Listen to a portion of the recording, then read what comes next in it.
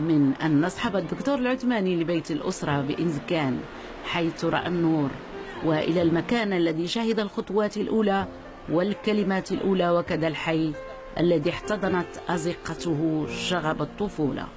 أستاذ العثماني، هذا بيت الأسرة. بناها الوالد الله يرحمه في بداية الستينيات، وفيها دزنا الطفولة وفيها دزنا المرحلة ديال الشباب كلها. وأكيد هذا الشارع واقيلا شاهد على كثير من الحوادث إلى آخره. أنا كنتذكر بأنه في هذه الزنقة اللي عندنا هنا كنت كنتعلم الدراجة بسكليت، عندي 6 سنين ديك الساعة، وكانت عندنا واحد الدراجة كبيرة، فنزلت مع هذيك هي تهويدة، فما عرفتش نفراني فضربت هذاك الحيط خلتيه، فكانت باقي مطبوعه في الذكريات عندي. واكيد هي التعليمه الاولانيه ديال هي اول تعليمه.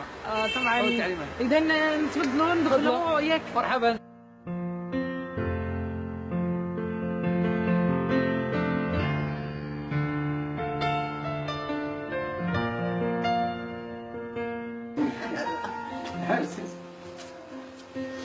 هلا الحاجه.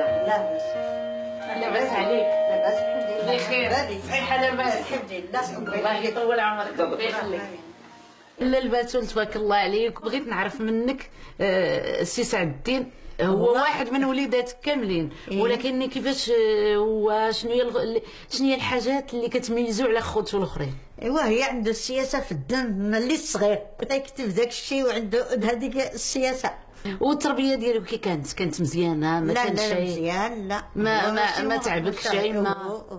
ما عياكش في الترابي ديالو؟ لا لا لا لا، كل دري والشكل ديالو. هو كان مهدن اللي قال ليه باه ما يدزو. وفي الدار كان يعاون شويه يجمع معاك شويه؟ تيجمع. لا ناضمن بلاصتو يجمعها، حنا كنعرفوا.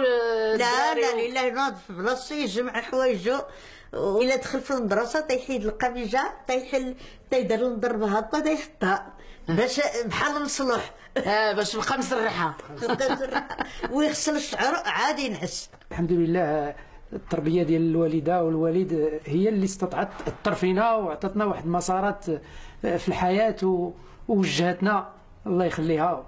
بارك الله فيكم.